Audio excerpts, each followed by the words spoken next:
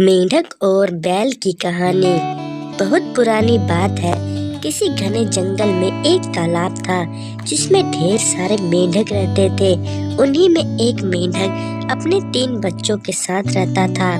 वो सभी तालाब में ही रहते और खाते पीते थे। उस मेंढक की सेहत अच्छी खासी हो चुकी थी और वो उस तालाब में सबसे बड़ा मेंढक बन चुका था। उसके बच्चे उसे देखकर काफी खुश होते थे। उसके बच्चों को लगता कि उनके पिता ही दुनिया में सबसे बड़े और बलवान हैं। मेंढक भी अपने बच्चों को अपने बारे में झूठी कहानियां सुनाता और उनके सामने शक्तिशाली होने का दिखावा करता था।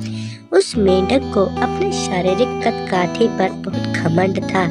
ऐसे ही दिन बीतते गए। एक दिन मेंढक के बच्चे खेलते खेलते तालाब से बाहर चले गए। वो पास के एक गांव पहुंचे। वहां उन्होंने एक बैल को देखा और उसे देखते ही उनकी आंखें खुली की खुली रह गई। उन्होंने कभी इतना बड़ा जानवर नहीं देखा था। वो बैल को देखकर डर गए और बहुत ज्यादा हैरान हो गए। वो बैल को देखे जा रहे थे और बैल मजे से घास खा रहा था। घास खाते खाते बैल ने जोर से हुंकार लगाई। बस फिर क्या था, मेंढक के तीनों बच्चे डर के मारे भागकर तालाब में अपने पिता के पास आ गए। पिता ने उनके डर का कारण पूछा। उन तीनों ने पिता को बताया कि उन्होंने उनसे भी विशाल और ताकतवर जीव को देखा है। उन्हें लगता है वो दुनिया का सबसे बड़ा और शक्तिशाली जीव है। यह सुनते ही मेंढक के अहंकार को ठेस पहुंची। उसने एक लंबी सांस भरकर खुद को फुला लिया और कहा, क्या वो उससे भी बड़ा जीव था?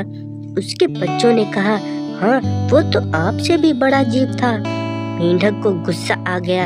उसने और ज्यादा सांस भरकर खुद को फुलाया और पूछा, क्या अब भी वो जीव बड़ा था? बच्चों ने कहा, ये तो कुछ भी नहीं, वो आपसे कई गुना बड़ा था। मेंढक से यह सुना नहीं गया। वह सांस फुला फुला कर खुद को गुब्बारे की तरह फुलाता चला गया। फिर एक वक्त आया जब उसका शरीर पूरी तरह फूल गया और वो फट गया और अहंकार के चक्कर में अपनी जान से हाथ धो बैठा। कहानी से सीख, कभी भी किसी बात का घमंड नहीं करना चाहिए। घमंड करने से खुद का ही नुकसान होता है।